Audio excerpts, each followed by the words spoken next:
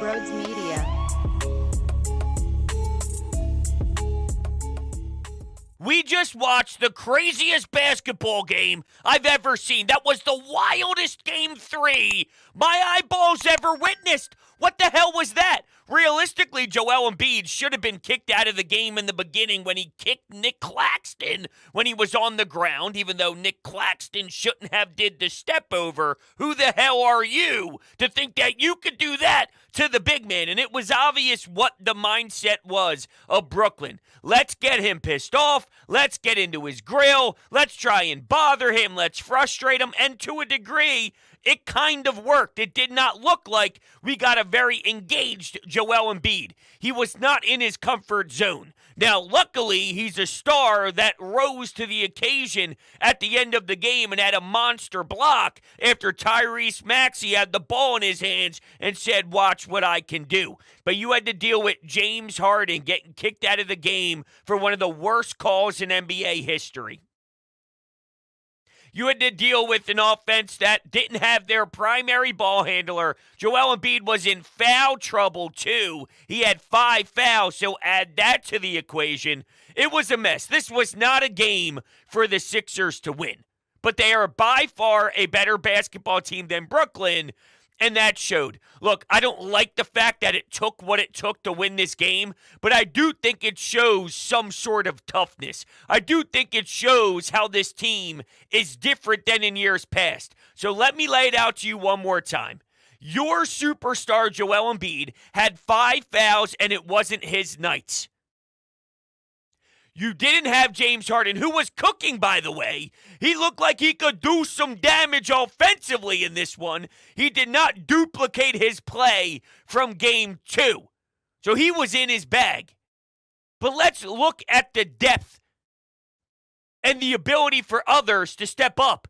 DeAnthony Melton off the bench was fantastic for you, scoring 13 points, 5 of 6 from the field, and had some pretty impressive dunks. Tobias Harris, 15 points. And, of course, Tyrese Maxey with those 10 straight, the three-pointer. It was great, great from so many different players. P.J. Tucker keeping the offensive possessions alive, the offensive rebounds. Do you believe me now that P.J. Tucker will be just fine? Do you see what I knew would be here? P.J. Tucker changes the game. P.J. Tucker gives you something that you never had. I'm looking at the fact that the team was able to be there when Joel Embiid wasn't for majority of the game, except for that big block. I don't want to pretend like the block goes unnoticed. That was massive. But for the rest of the time, you were without James Harden and Joel Embiid on the road down in the fourth quarter with a couple minutes of action left. And you won. And for Maxey to do it here, it's unbelievable. It's unreal what he did down the stretch in the fourth quarter. It was winning time. It was his time. Big shots. The ball's on the line. And he delivered. When Joel Embiid was getting double-teamed, they said, "All right, Tyrese, okay, Tobias. Let's see what you can do." They're up 3-0 on the series. They can clearly do what you're begging them to do. We asked the Sixers today. We said, Joel, Tyrese, Tobias, PJ, DeAnthony, George Niang, Paul Reed, Doc, show us you're a mature team. And then I said, look at what's going on around the league. Dylan Brooks and that nonsense.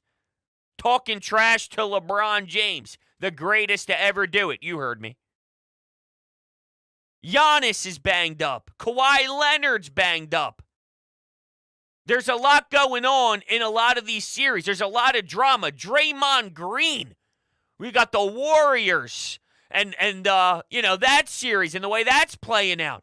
There's so much. It seemed like the Sixers, once again, prior to this game I'm saying, and the Celtics were just handling their business against their opponents, and the crash course was on its way.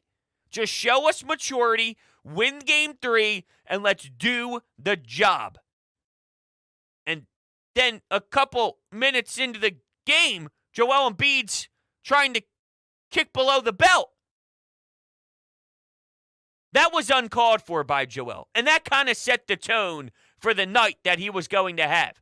On top of grabbing his knee all the time and limping and things of that nature. But he clearly was in his own head. And whether Brooklyn forced him to be in his own head, I don't know. Claxton flexing as if he's somebody in this league. He gets tossed. I wish you could show a little bit more emotions during these high-intensity moments because that's what makes the playoffs, but he's a clown. And you don't flex at a guy who's going to win MVP and one of the most dominant big men that's ever touched a basketball. But I digress. Joel shouldn't have done that.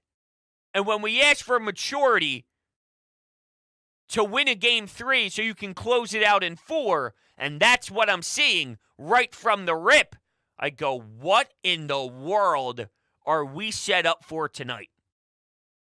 What did we sign up for? And I didn't expect it to be that ride, but I care about how they finished. And I care about Maxey taking a big step. And I care about Maxey at this time of the year being an option for you like that. Having the killer instinct. You saw his face when he went back to the defensive side of the floor with the big smile and his tongue out, and he was pumped for the big shot. You're going to need him. If you want to win the next round, you need him. Now, I don't know if it's going to be 10 straight in a fourth quarter. It might just be one shot. Maybe Embiid and Tobias or Embiid and Harden are keeping you engaged, keeping you involved in the fourth. Couple minutes to go. The kick out, it might just be 1-3. Doesn't have to be carrying the load like it was tonight because you're going to have different options. And the Celtics will play defensively different.